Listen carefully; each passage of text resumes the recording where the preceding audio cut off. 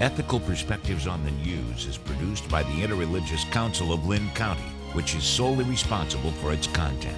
The views and opinions expressed on this program do not necessarily reflect those of the staff and management of KCRG TV9.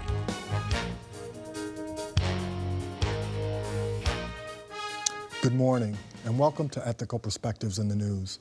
My name is Karl Cassell, President and CEO of Horizons, a Family Service Alliance. Thank you for joining us this morning. In January 2015, at the State of the Union address, President Barack Obama proposed that America should make community college as free as any American pursuing, community college free for any American pursuing a two-year degree. This caused many people to voice support for this approach, but also brought out just as many people who believed that this was a bad idea, for a variety of reasons, which we'll discuss here today. I have with me this morning two distinguished panelists that will help to shed some light on this topic and this proposed plan, and if it will ever come to fruition. To my immediate left, we have Amer, who is an economist at Mount Mercy University. Good morning. Good morning. And directly to his left, we have VanSandt, professor at University of Northern Iowa. Good morning. Good morning. And so what we'll do is we'll just jump into some questions, and I certainly want your perspective on whether this would be a good idea for America or not, and more importantly, for those who want to pursue a degree. But the overarching question in general, and we'll kind of flow from this, could we see in the foreseeable future community college become as free as high school? Obviously, given the political climate we have today, getting additional funding for anything is difficult at best. But I think the logic behind providing free community college education is strong enough that we can get there. I think so too. I agree that within the economic situation that we have in terms of government spending and deficits and all of that, it's difficult to add another program as such. However, on the other hand, I think it's really the best investment a government can do in the people of the country is to encourage people to take a college degree or go to college in general. So it is a good idea. It's excellent, but there are a lot of details that have to be planned beforehand. Okay. So what would be some of the pros and cons in each of your minds? You just give me your top two or three on each, pro and con. I would say this fiscal problem is the first thing, or the political climate, as you spoke. The political climate and the fiscal the problems that we have make it difficult to implement or to even pass as a law.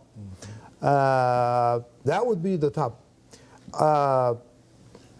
hurdle in the way of this. But the positive is we tell people that human investment in human capital is the best investment a country can take, an economy can take, and a person can make. Not only from a macro point of view, but from a micro, from the person's, student, citizen point of view. And I think that word investment is critical for this. We look at spending more money on education as an expense, but as you point out, it is an investment in our collective future. It's an investment in individuals' futures. Another difficulty that I would add to what you already said is that if we do this and if it works, that opens up a whole nother set of problems in terms of facilities on community college campuses, having enough good faculty to teach them. I don't know if you remember a couple of years ago when a couple of states made community college education free. There was such a rush to apply for that they had to turn people away. And you know, that to me would be a cruel joke, to make this free education available, but not really. Right. So let me ask a question kind of to follow up on that. So you have a bunch of people wanting, free community college. How would you determine if these folks aren't necessarily fresh out of high school and did, semi-well in high school?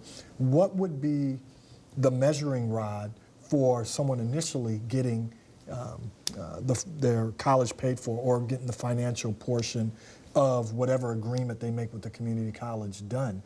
Because to your point, if you have a bunch of people just show up and say, I want free community college without any stipulations, how would you implement something like that? That's a tough question, especially because, as I understand it, for many community colleges today, there are no real formal entry requirements. The ability to provide a free community college education isn't just about opening the doors and having students come in and study. There are many difficulties that students have in terms of being able to pay for books, being able to have child care, getting the remedial kinds of education they might need, all the way to having good advisors that can keep them on track for graduation. This, I think, is a fabulous idea, but it doesn't come without its own set of problems. Certainly.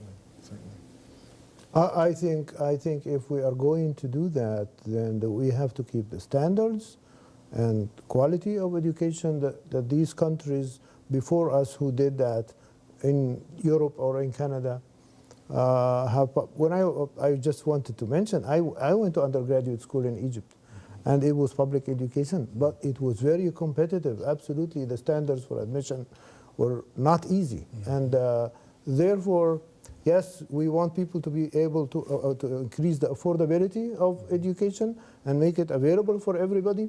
But on the other hand, we do not want to lose the focus on merit on one hand, standards, what programs do we as an economy need, what programs fit, as you mentioned, the person, him or herself, the career that they want for themselves. So there are a lot of details. But we do not want to lose the merit. We don't want to lose the standards. We don't want to lose the quality. We want math and science and technology and healthcare, all of these fields that are really great, and they have a great future. So therefore, there are a lot of details, as you mentioned, that are very important. And if I could Please leapfrog on that. This is not a new concern related to this particular proposal. Our institutions of higher learning have been grappling with what we call learning assessment for years. How do we really verify that our students are learning what we want them to learn? Unfortunately, we probably all realize that we can go sit in a class and take notes and regurgitate things on a test and never really learn anything. We want students in community colleges to be able to learn so that they can apply that learning. Certainly. And you guys have touched on this, but I want to specifically ask, can we as a nation afford not to invest in education? And more importantly, those who will be the workforce of tomorrow. How detrimental could that be to this country in maintaining and building the infrastructure? I would say the best investment we can do as a nation. And I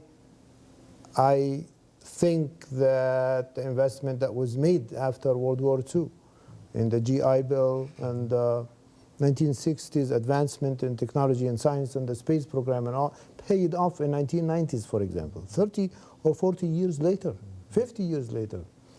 That we were on the top of the economic, standards in the world. So therefore, there is nothing better that we can do than encouraging this kind of investment. Absolutely. I, again, obviously agree. I mean, you've got two educators here, so we're biased, I'm sure. But, you know, if you look at the history of public education in the United States, it has been driven many times by economic considerations.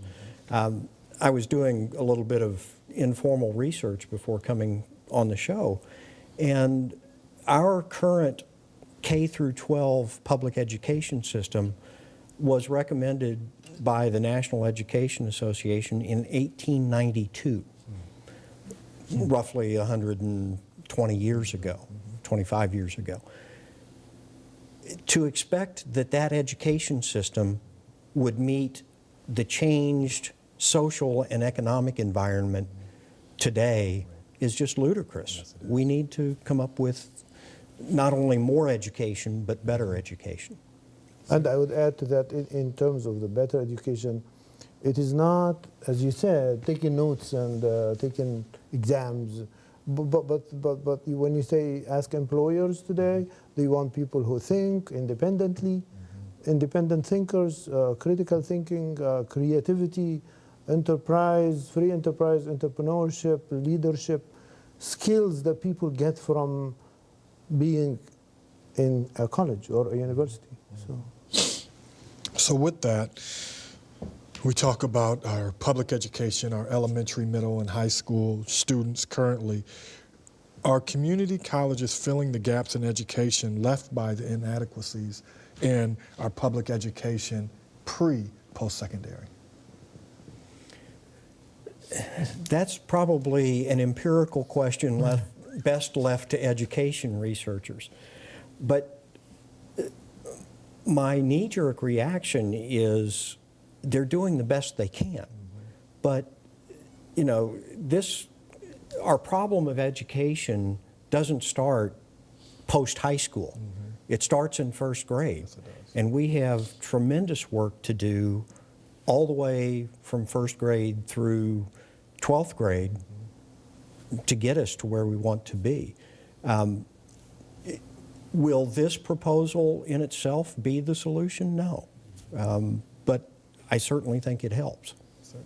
I think it has done a great job in increasing the affordability of college and opening a door for people who wouldn't otherwise. Community colleges, if it wasn't for community colleges, they wouldn't have gone to and continued on to degrees, science, and like I said, education, science, math, healthcare, degrees that are much needed in the economy. So yes, absolutely, it filled part of the gap. It's not that we have a lot of gaps, if you want to say so. So, go ahead, please. Well, I was just going to point out one thing regarding my particular interest, which is business ethics. One of the most direct factors involved in making people's moral judgment more sophisticated is the length of formal education. Lawrence Kohlberg and James Rest, two very well-known moral psychologists, both found that. And it's not just a matter of can we train better plumbers, can we get better nurses, can we get more of those kinds of skills. We're also talking about a chance to help people make better ethical decisions. Very good. Okay.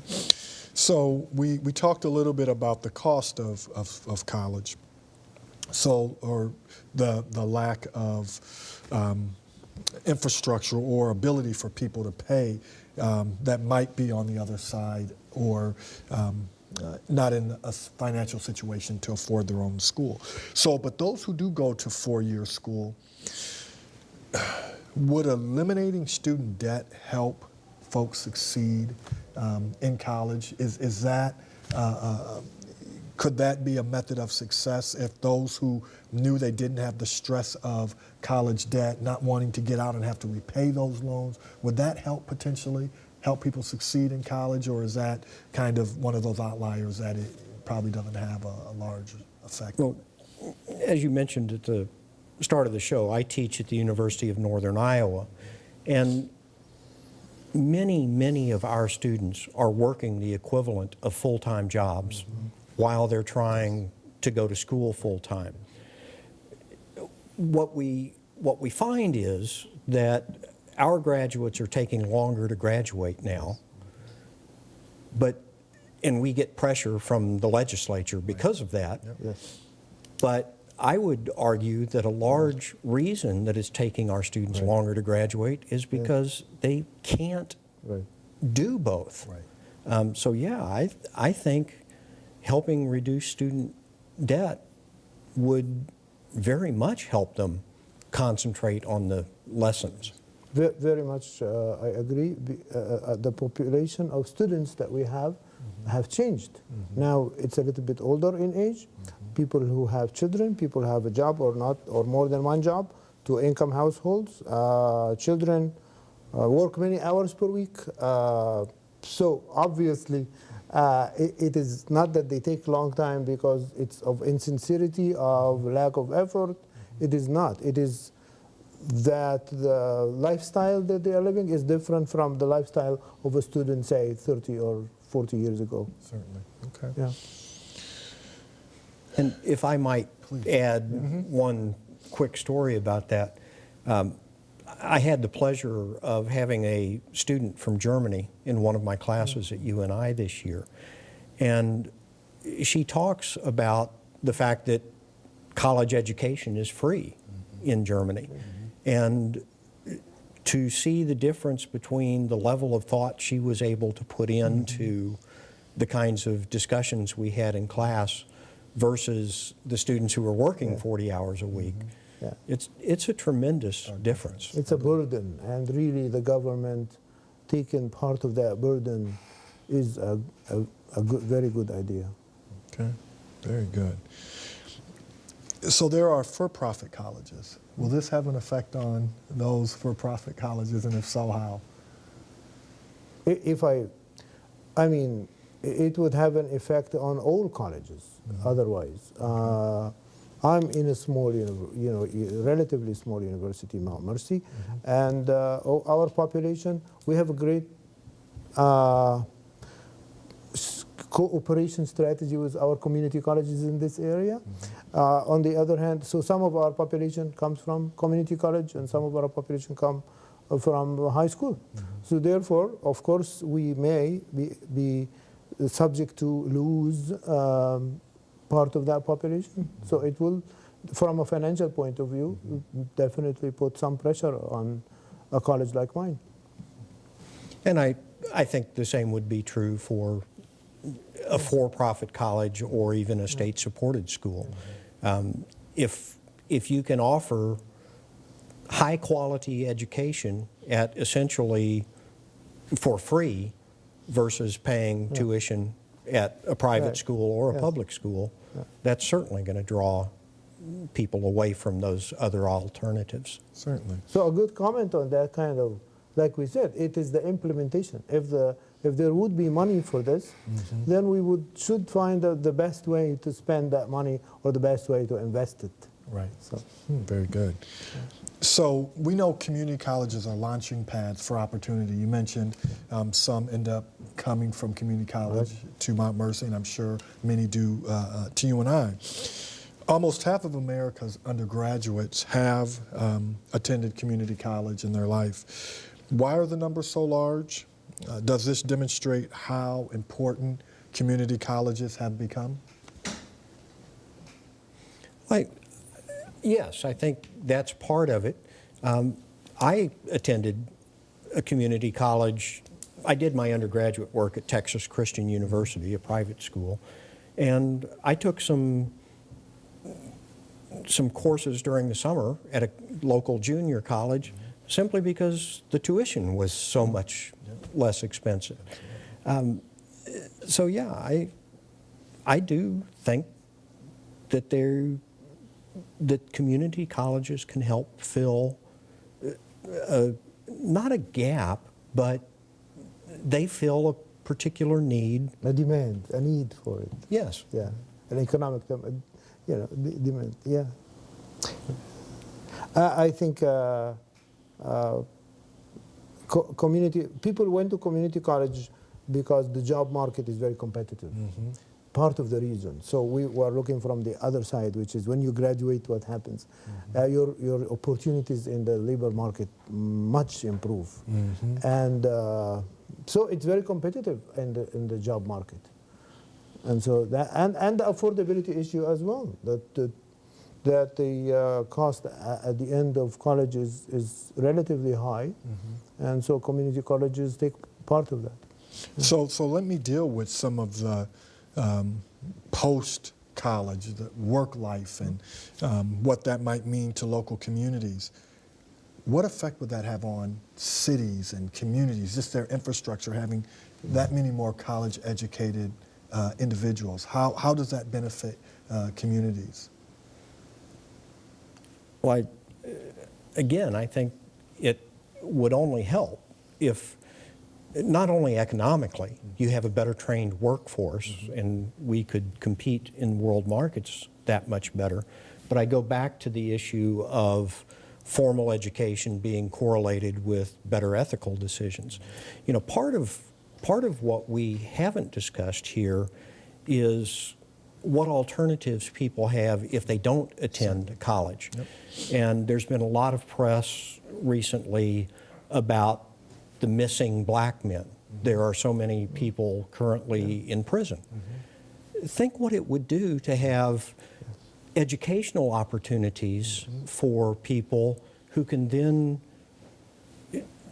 develop productive lives economically, socially, and so on, so we're not paying all the prison costs. Certainly, absolutely.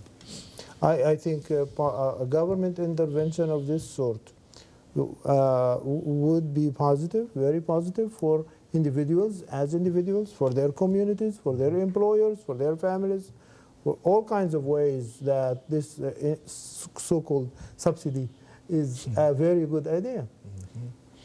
You know, I don't claim to be a historian, but it's my understanding that the United States developed free public education in large part because of the realization of how it would help us be better citizens.